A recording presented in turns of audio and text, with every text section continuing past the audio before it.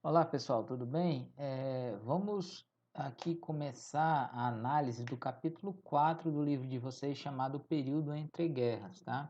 Já foi postado aqui na nossa plataforma digital algumas tarefas e também conteúdo sobre esse tema, mas hoje a gente vai aqui analisar o livro é, muito parecido com o que a gente faz em sala de aula, tá? Então a gente vai analisar aqui o livro, vou tentar explicar o mais didaticamente, tá?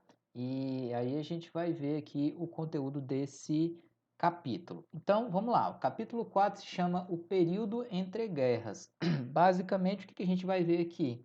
O período entre o fim da Primeira Guerra Mundial e o início da Segunda Guerra Mundial. A gente vai ver como estava a dinâmica entre os países europeus e os Estados Unidos, que tinham emergido do fim da Primeira Guerra Mundial como uma nova potência, tá?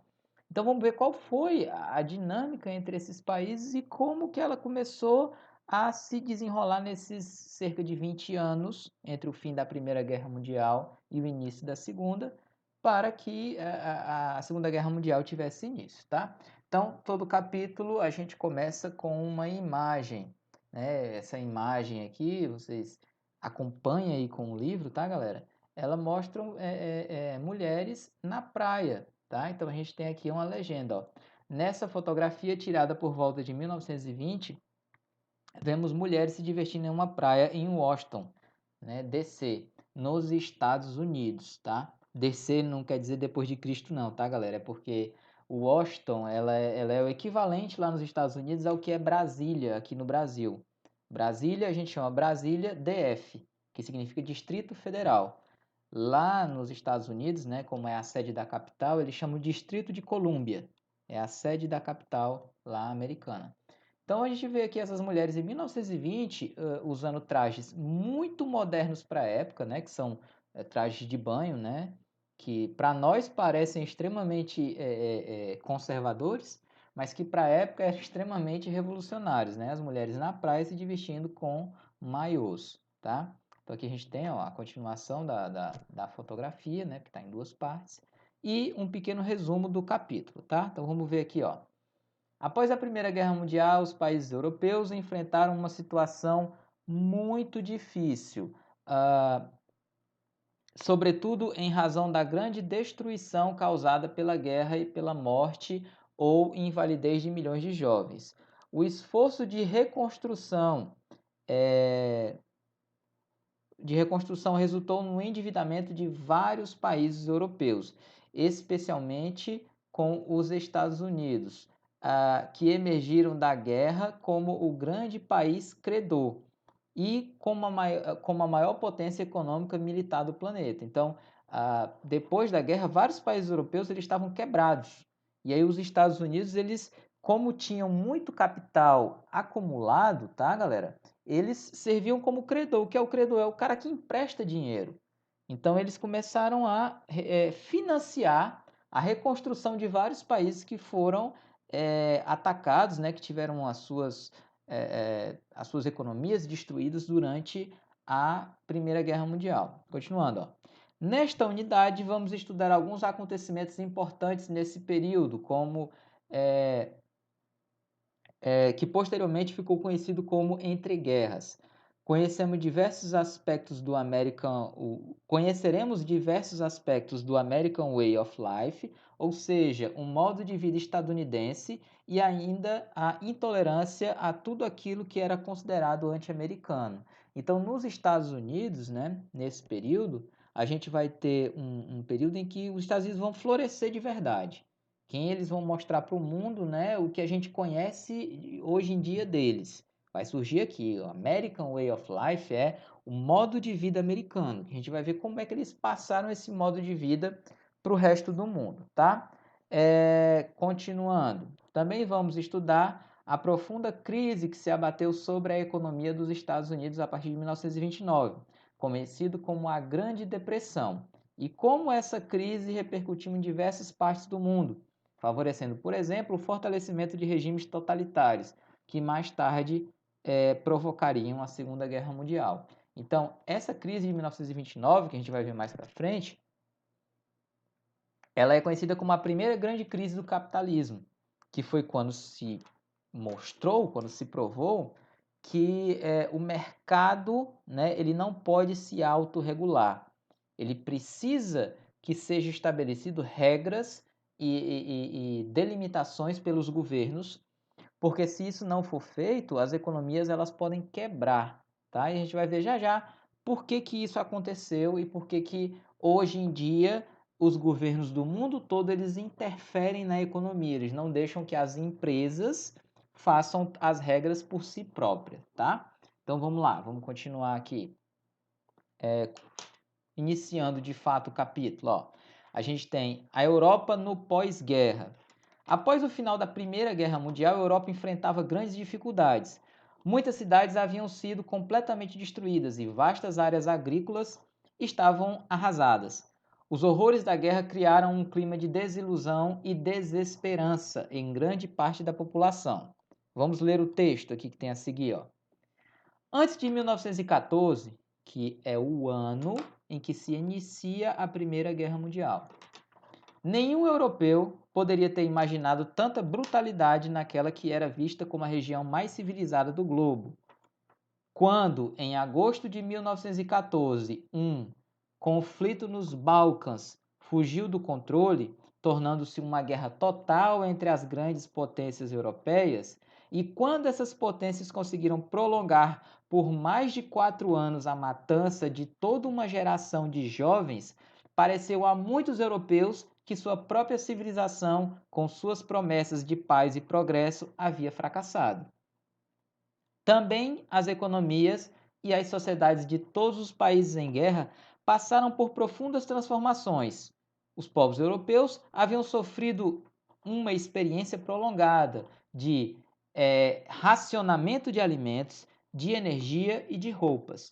Apesar desses esforços sem precedentes, entretanto, nenhum dos países beligerantes, beligerante significa países que estão guerreando, atingiu seus objetivos. Em vez de uma guerra curta, com resultados claros, essa carnificina, que é uma palavra utilizada para delimitar várias mortes, carnificina, muitas mortes, longa e intensiva, de mão de obra, terminou em exaustão mútua e em desilusão. Isso aqui é um trecho de um livro chamado Anatomia do Fascismo, né, desse autor aqui, Robert Owen Paxton, em que fica claro nesse trecho do livro que na Europa, após a Primeira Guerra Mundial, o clima ele era de desilusão. Tá aqui, ele coloca como fracasso, ó.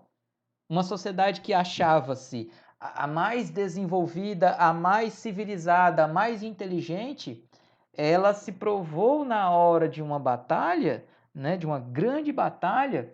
Primeiro, não chegou ao resultado que eles queriam. Eles achavam que seria uma guerra rápida e com resultados bem claros, né? Foi definido aqui. E não, ela demorou 4 anos. Ela matou uma geração inteira de jovens, tá? E isso fez com que esses países ficaram arrasados. E isso fez com que, após a guerra, o clima na Europa ela fosse esse, o clima de desilusão e falta de esperança, desesperança. Então, eles não viam no futuro próximo dias melhores. Eles viam que as coisas iriam ficar cada vez piores naquela região ali da Europa, tá? Continuando, ó. Diante dessa realidade, com o intuito de reconstruir seus países, os governantes europeus contraíram pesadas dívidas, principalmente com os Estados Unidos. Ou seja, estavam, por exemplo, a França e a Inglaterra, elas foram muito bombardeadas durante a Primeira Guerra Mundial. Então, começaram a recorrer aos Estados Unidos a questão de empréstimos para poder reconstruir fisicamente, né, e reconstruir a economia de seus países. Continuando. Ao emprestar dinheiro para a reconstrução dos países europeus, os Estados Unidos tornaram-se credores. Além disso, exportavam grande quantidade de produtos para a Europa, aumentando ainda mais sua capacidade industrial. Outra coisa, tá, que fez com que os Estados Unidos crescessem muito nesse período. Durante a Primeira Guerra, eles praticamente não se envolveram no conflito. Então, durante todo o período da Primeira Guerra Mundial, os Estados Unidos desenvolveram a sua indústria. Eles se industrializaram, indústria de carros, de alimentos, de vestuário. E aí, quando tem a guerra e também após a guerra, essa indústria começa a ganhar muito dinheiro exportando mercadoria para os países da Europa. Tá? Então, além do governo emprestar dinheiro, os proprietários de empresas também dos Estados Unidos também ganhavam dinheiro vendendo seus produtos para a Europa. A gente tem que entender que, por exemplo, a França, Inglaterra, elas tiveram as suas economias estilhaçadas pela guerra. Então, por exemplo, não tinha indústria suficiente para produzir alimentos para as pessoas. Então, esses alimentos eram comprados da indústria americana. Roupas, calçados e assim por diante, tá? Então você tem aqui, ó, logo abaixo tem uma legenda que tem a fotografia tirada por volta de 1919, ou seja, um ano após a Primeira Guerra Mundial, mostrando a reconstrução de edifícios danificados durante a Primeira Guerra. Ó. Isso aqui é uma foto de Paris, na França. Então, olhem o cenário de catástrofe e que está começando a ser reconstruído um ano após a Primeira Guerra. E aqui a gente tem, começa a ver como os Estados Unidos se tornam essa grande potência mundial que eles são hoje em dia. Tem aqui os Estados Unidos, nova potência mundial. Os Estados Unidos da América atravessaram uma época de grande prosperidade econômica depois da Primeira Guerra Mundial. Durante os anos de 1919 e 1921, sua economia passou por um período de adaptação, mas nos anos seguintes houve o fortalecimento da indústria produtora de carvão, ferro, aço e petróleo, e também da produção da indústria química, elétrica e automobilística. Galera, ó, prestem atenção nesses itens: carvão, ferro, aço e petróleo. Eles são os itens da chamada indústria de base. O que é indústria de base?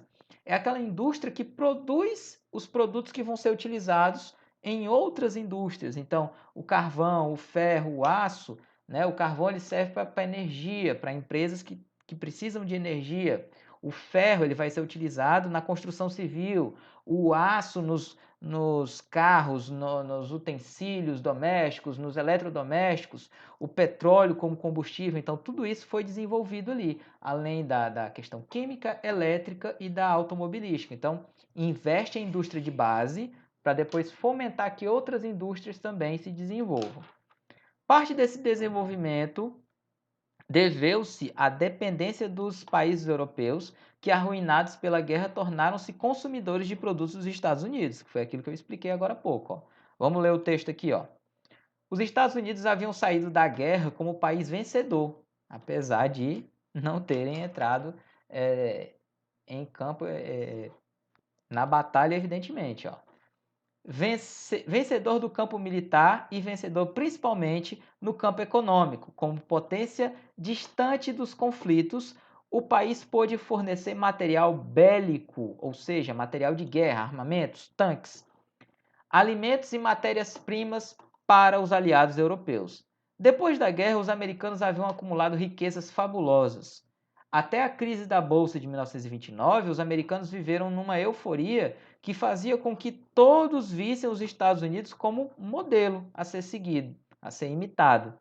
Ao mesmo tempo, os Estados Unidos procuravam manter-se longe dos conflitos políticos europeus. Esse posicionamento ficou conhecido como isolacionismo. Então, esse aqui é um trecho de um livro chamado Origens da Segunda Guerra, de Pedro Tota. Então, aqui ele deixa claro que os Estados Unidos eles tinham essa intenção de se manter isolados. Ó, eu estou aqui na América e eu não tenho nada a ver com essas brigas que estão rolando lá na Europa.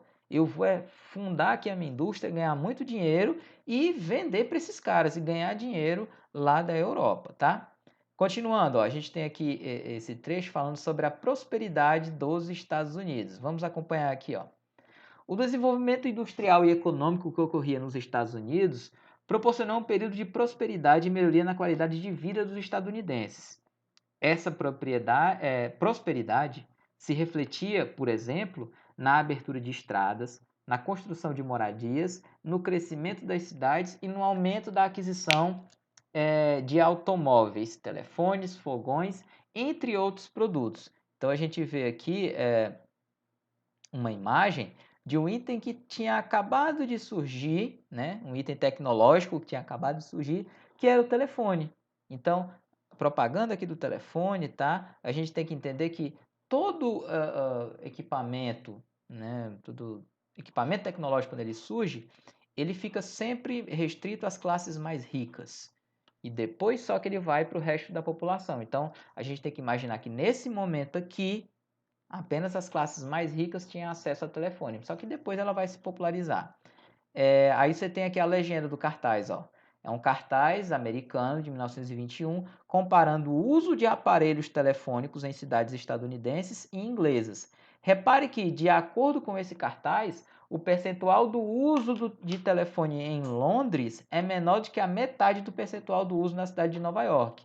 Então aqui eles estavam querendo deixar bem claro como os Estados Unidos já haviam passado a Inglaterra e a Europa na questão da importância mundial. Então, ou seja, um equipamento caro como o telefone, que havia acabado de surgir, que era uma invenção nova, nos Estados Unidos haviam quase o dobro do que havia na Europa. Continuando aqui, a gente vai ter um capítulo falando sobre as linhas de montagem, né? Vamos entender aqui o que é isso. O aperfeiçoamento de máquinas e equipamentos contribuiu para o aumento da produção industrial nos Estados Unidos. Outro fator importante para esse desenvolvimento foi a introdução de linhas de montagem nas fábricas estadunidenses. A primeira linha de montagem foi implantada por Henry Ford em 1863 a 1947, em sua fábrica de automóveis. Nesse sistema de trabalho, conhecido como Fordismo, cada trabalhador exercia uma tarefa específica com o auxílio de máquinas, e desta forma os automóveis eram produzidos com maior rapidez. Henry Ford diminuiu a jornada de trabalho de 9 para 8 horas diárias. Além disso, por acreditar que trabalhadores bem pagos eram também bons consumidores, ele ofereceu aos seus funcionários um salário relativamente alto, se comparado ao de outras fábricas da época. Com essas medidas, Ford conquistou trabalhadores mais empenhados e disciplinados em suas tarefas e acabou contribuindo para uma maior circulação de dinheiro no país. Então, a primeira coisa aqui, linha de montagem, é colocar equipamentos numa linha em que elas vão andando sozinhas, com uma esteira, tá? E o trabalhador fica parado e cada um é especializado. Então você vai ter um trabalhador que vai colocar uma peça, outro trabalhador vai colocar outra peça e assim por diante. E aí no fim dessa esteira, o produto ele sai praticamente montado, faltando apenas os retoques finais. E o Ford ele viu que isso aumentava a produtividade. Era mais rápido do que botar alguns trabalhadores trabalhando o tempo inteiro ali em cima do carro, tá? Então era mais fácil e mais rápido a linha de montagem.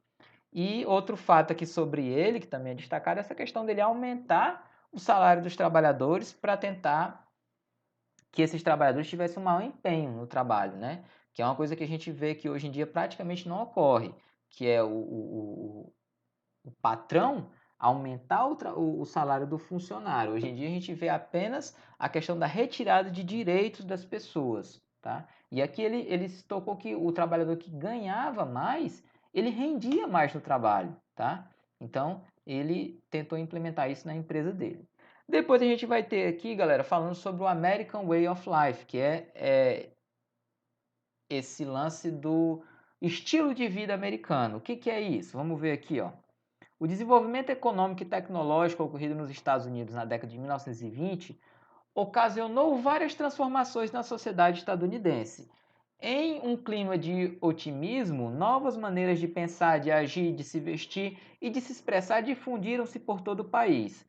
Nessa época, o American Way of Life, isto é, o estilo de vida americano estadunidense, tornou-se um modo de vida predominante nas classes média e alta dos Estados Unidos, ou seja, era uma maneira de viver que foi desenvolvida pela classe mais alta e seguida pela classe média, e que o governo americano, a sociedade, ela queria passar como esse é o modo de vida americano. É assim que um americano ele deve viver, um estadunidense, na verdade, né? Americanos são todos que moram nas Américas. É o estadunidense, tá? E aí criaram o que a gente hoje está cansado de conhecer, porque a gente tem contato com esse modo de vida americano com as produções que a gente consome deles, que são as produções culturais, cinema, seriados, televisão, música e assim por diante. Vamos continuar aqui, ó. Propaganda e consumismo. Os meios de comunicação veiculavam intensa propaganda que estimulava o consumismo e, assim, uma série de novos produtos invadiu os lares estadunidenses, sobretudo os da classe média crescente. Automóveis e eletrodomésticos como fogões, geladeiras, aspiradores de pó e máquinas de lavar roupas, além de facilitarem o dia a dia das pessoas, conferiam status a quem os possuía. Isso aqui é muito interessante, tá, galera? Hoje a gente vê o eletrodoméstico assim mais por esse caráter da utilidade que ele tem, tá? Então você compra uma máquina de lavar pela utilidade, né? Ela vai te facilitar a tua vida, vai lavar as roupas e depois você vai ter menos trabalho, né? Mas nesse período aqui, além dessa questão da utilidade, tinha a questão do status, ou seja, uma família que tinha um fogão em casa, que depois vai ter uma geladeira, depois um aspirador de pó. Ela era vista como uma família importante, porque a gente tem que entender, assim como eu falei sobre o telefone, todas as tecnologias novas, quando elas chegam, elas são caras. Quem é que pode usufruir delas? Pessoas que têm dinheiro. Então isso também agrega status ao fato de possuir esses equipamentos. Continuando, ó. A grande procura por esses bens não estava ligada somente ao conforto que eles proporcionavam, mas também à crença de que o consumo dessas mercadorias ajudaria o desenvolvimento do país. Desse modo, a ideologia do consumismo se consolidou e tornou-se uma das principais características do American Way of Life, ou seja, compre, porque se você comprar, você está ajudando a indústria americana a se desenvolver e ajudando o país a se tornar cada vez mais rico. Então, era a ideia que eles passavam, tá? Então, aqui você vê essa foto, ó, cena de família em casa na década de 1930 nos Estados Unidos. Uma fotografia reflete a ideologia do American Way of Life, tá? Aqui, galera, a gente tem que ter uma noção, 1930, ainda não existia televisão. Então, o que era o agregador da família nesse momento? O rádio. O rádio aqui era o agregador da família. As pessoas se sentavam para ouvir as notícias, ouvir os programas, as novelas, as radionovelas, eram tudo no rádio, tá? Aqui a gente continua, ó. O consumismo faz parte da cultura estadunidense na atualidade. Em escala mundial, os Estados Unidos são os principais consumidores de bens materiais, alimentos, água e energia elétrica. Além disso, ao lado da China, são responsáveis pela emissão de grande quantidade de gases e de efeito estufa no planeta. A gente tem que entender, galera, que Estados Unidos e China são os países mais industrializados do mundo. Toda a indústria, ela gera, além da riqueza para o seu país, ela tem o seu ônus, né? Que é a questão de gerar poluição muito grande. Então, por exemplo, países como China e Estados Unidos, eles não estão assinando os acordos mundiais que vários outros países estão assinando para controle do clima. Por quê? Porque eles veem que a sua indústria ela não pode parar. E aí acabam desrespeitando essas questões ambientais para poder que suas indústrias continuem gerando riqueza para os seus países, mas sem se importando com o meio ambiente hoje em dia. Continuando aqui, tá, galera? Nesse período, os Estados Unidos começaram a criar um negócio chamado cultura de massa. Todo aquele tipo de produto cultural que é criado visando atingir o máximo de pessoas possíveis e não um número pequeno. Vamos ver aí a definição, tá? Ó, começando aqui, ó.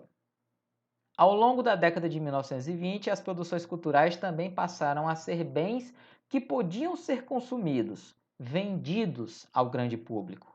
O que antes era domínio de uma determinada elite intelectual, agora estava ao alcance da maioria da população. Para designar esse tipo de produção cultural, criou-se o termo cultura de massa, ou seja, a produção cultural voltada à satisfação do grande público. Muitos produtos da cultura de massa, como filmes, músicas e livros, tinham como objetivo informar e proporcionar momentos de lazer e entretenimento à população em geral. Os meios pelos quais a cultura de massa difundia-se eram jornais, revistas, rádio e cinema, conhecidos também como mass media, meios de comunicação de massa. Então é aqui nessa década de 1920 que começam a se difundir coisas que eram de elite, tá? Então, por exemplo, o cinema, ele começa a ser popularizado. Aqui ao lado a gente vê uma foto que é bem interessante, tá, galera? Se vocês prestarem atenção, ó, fotografia tirada por volta de 1920, mostrando o interior de uma sala de cinema de Nova York. E se vocês prestarem atenção, a gente tem o público aqui, ó, assistindo o filme, o público, e o filme sendo rodado. Só que aqui na frente, perto da tela, você tem um pianista, né, e um piano. Por que isso acontecia? Porque os primeiros filmes eram mudos, eles ainda não tinham descoberto a tecnologia de poder juntar imagem e som, poder gravar o som, tá?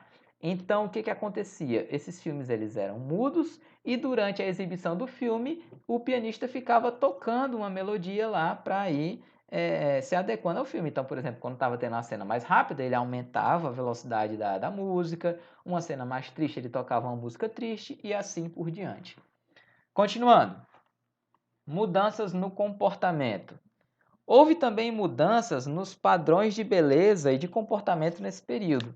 Inspirado nos astros de cinema da época, como Gloria Swanson, Mary Pickford e Douglas Fairbanks, os homens e principalmente as mulheres buscavam ter maior liberdade na década de 1920. Foi aquela foto que a gente viu no começo do capítulo, tá, galera? As mulheres indo à praia, né, de maiô. Era algo que era muito difícil até antes de 1920, mas agora elas começariam a se libertar. Muitas mulheres passaram a usar roupas mais ousadas, cabelos curtos, dirigiam automóveis, trabalhavam fora de casa, ou seja, tinham hábitos que causavam espanto às pessoas mais conservadoras. Os homens, por sua vez, estavam sempre barbeados, com os cabelos curtos e bem penteados, vestindo roupas mais descontraídas que as usadas no século anterior. Foi nessa época que a preocupação com a boa forma física tornou-se prática de esportes mais tornou a prática de esportes mais comum entre jovens de ambos os sexos. Além disso, homens e mulheres frequentavam cabarés, onde novos estilos de música como o jazz e de dança como o foxtrot e o charleston tornaram-se populares na década de 1920. Só lembrando, tá, galera, que cabaré não é o cabaré que vocês estão acostumados a saber que significa aqui no Ceará, não, tá? Cabaré era como era chamado na França as casas de show, onde você ia para ver espetáculos musicais, tá? Era o cabaré. Aqui no Ceará a gente conhece como outro local, né? Enfim, então aqui você tinha a popularização desse tipo de cultura, tá? E aí a gente tem aqui nos Estados Unidos, ela foi um local onde várias mulheres se destacaram pelo seu pioneirismo, tá? Vamos ver essa história aqui, ó. A mulher nos home twenties. A expressão loucos anos 20, do inglês roaring twenties, popularizou-se como referência do período que compreende entre os anos de 1919 a 1929, marcado pela euforia e prosperidade econômica pós-guerra e pelas transformações sociais e culturais dos Estados Unidos. Um exemplo das mudanças ocorridas é a emancipação feminina. Nessa época, passou-se a difundir, principalmente por meio do cinema, a imagem de uma mulher moderna, dinâmica e independente, livre para fazer suas escolhas, fugindo do padrão tradicional. A gente tem que lembrar, galera, que o padrão tradicional, desde séculos passados, desde o final da Idade Média, Idade Moderna, início da Idade Contemporânea, é sempre a mulher submissa ao homem. Então, qual que era o papel da mulher nas sociedades até esse momento? O papel de esposa e de mãe.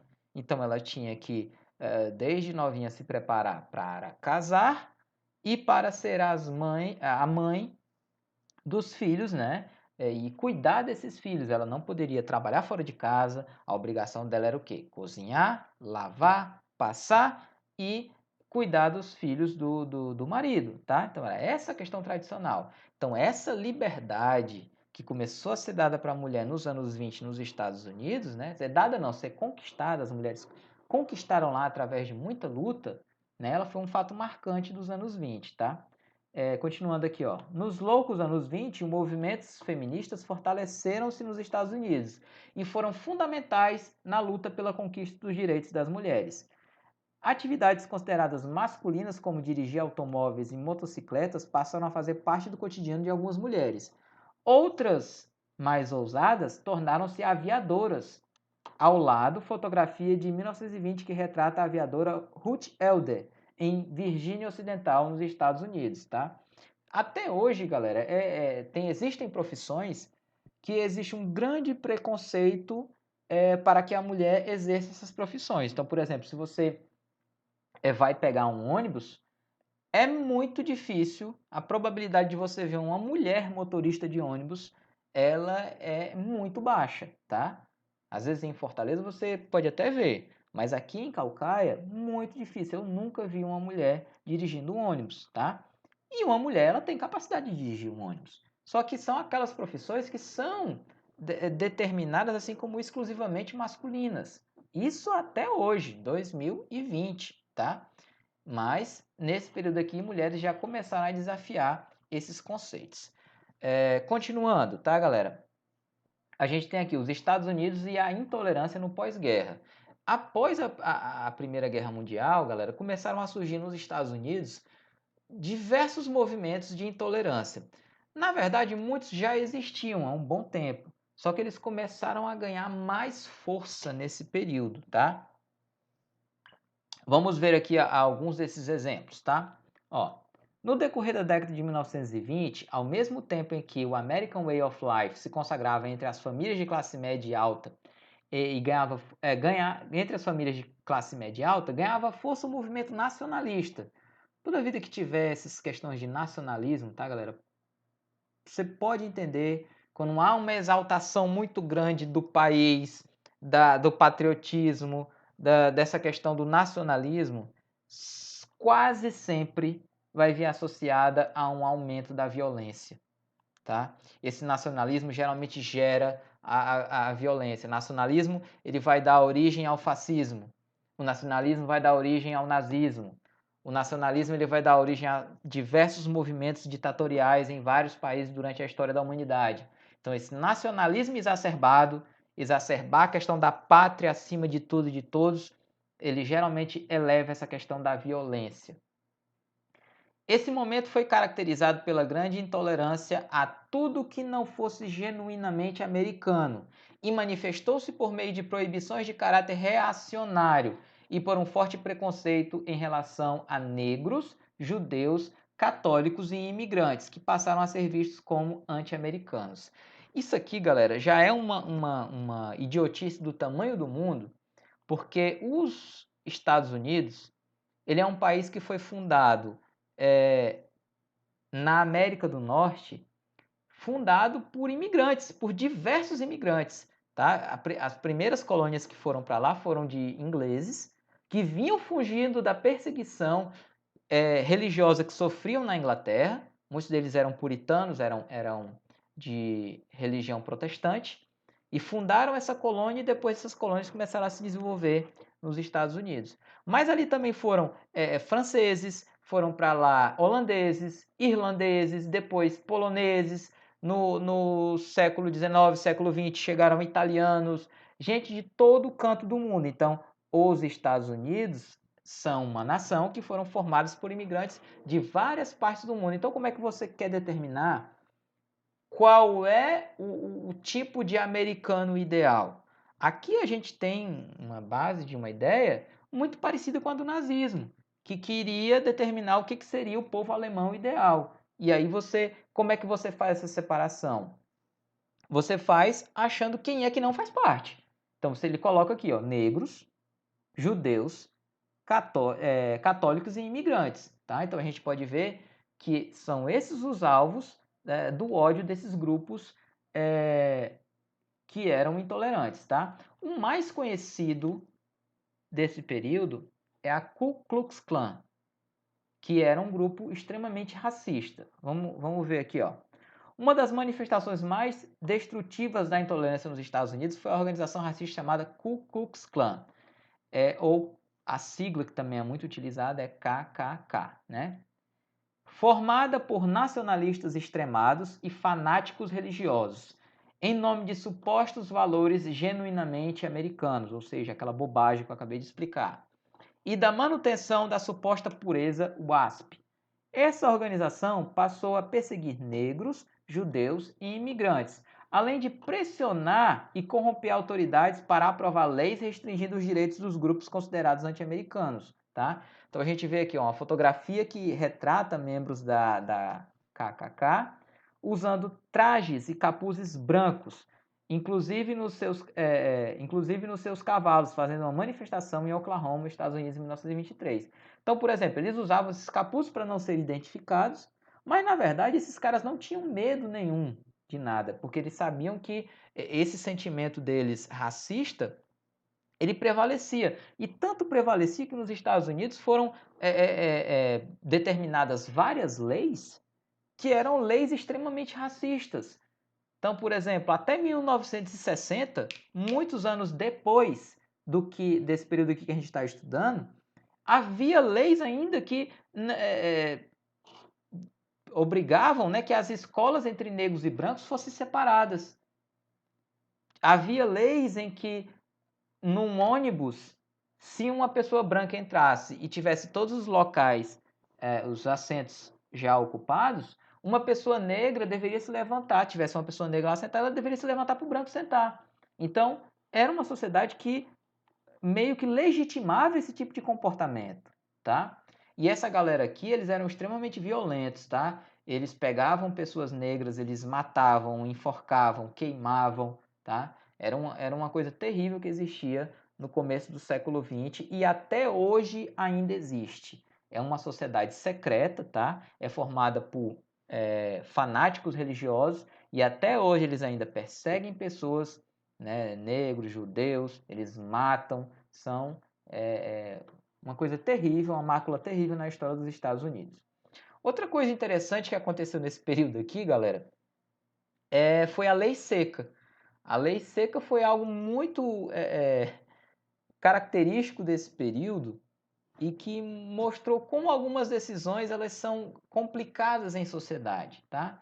O que foi a Lei Seca? A proibição de bebidas alcoólicas. O governo americano ele chegou num período em que ele chegou no entendimento de que a bebida alcoólica ela atrapalhava o desenvolvimento do trabalho.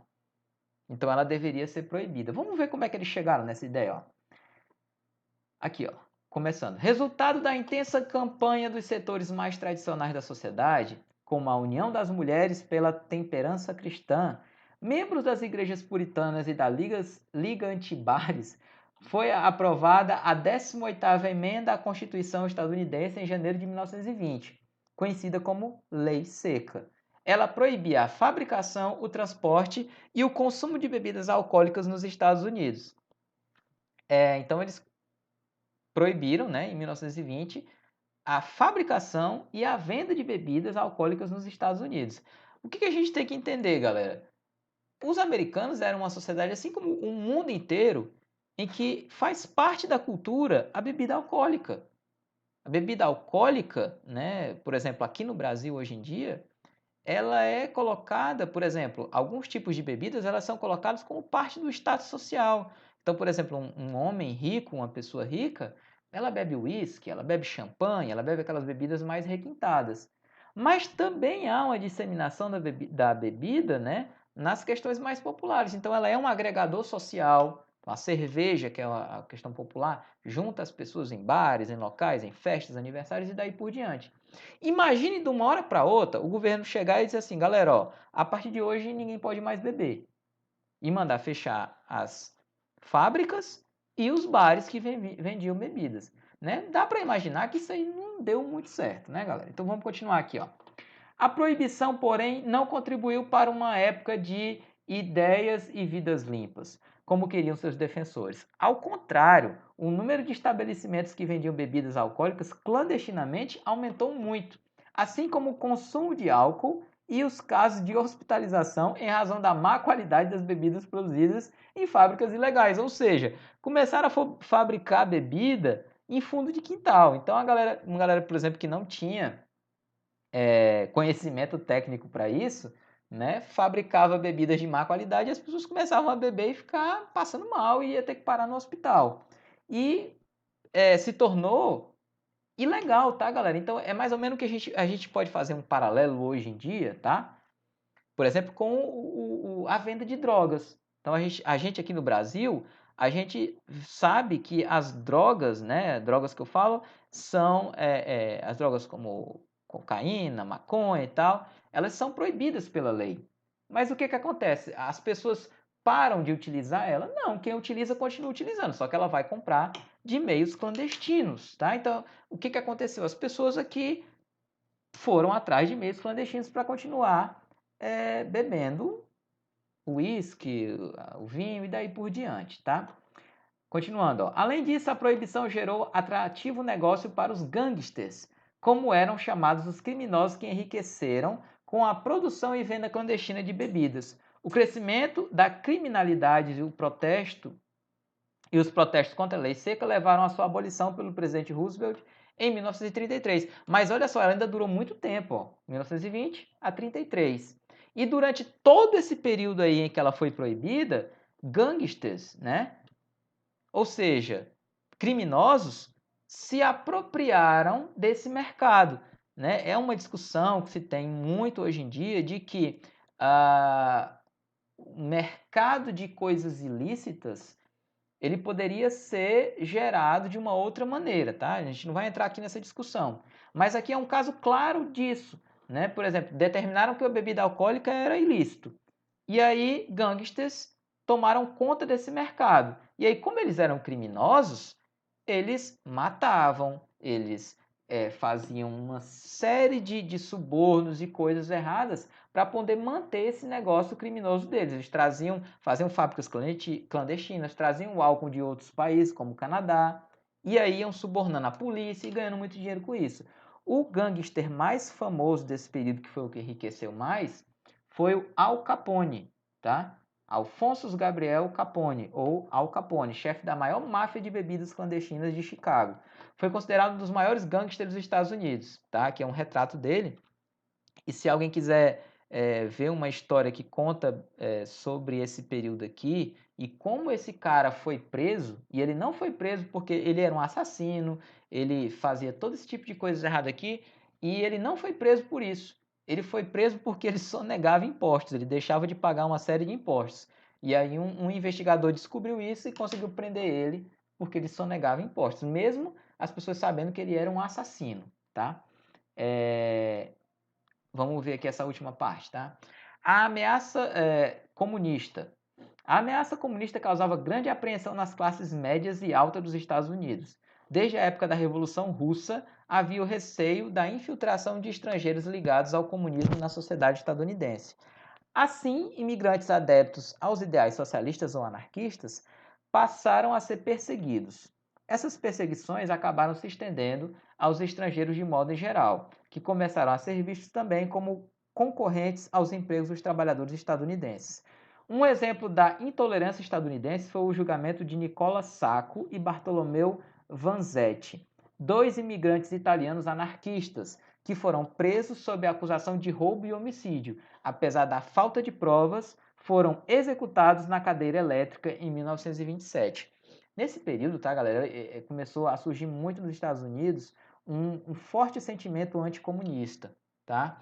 Então, eles viam o comunismo como uma coisa ruim, eles não entendiam direito o que era o comunismo, que havia surgido lá na Rússia, mas eles viam como inimigo do capitalismo, que era esse modo de vida americano. Então, pessoas que eram consideradas seguidores do comunismo ou do anarquismo, como esses dois imigrantes italianos, eles acabavam sendo perseguidos. E no caso aqui deles, eles foram condenados à morte, mesmo não tendo provas contra eles, tá?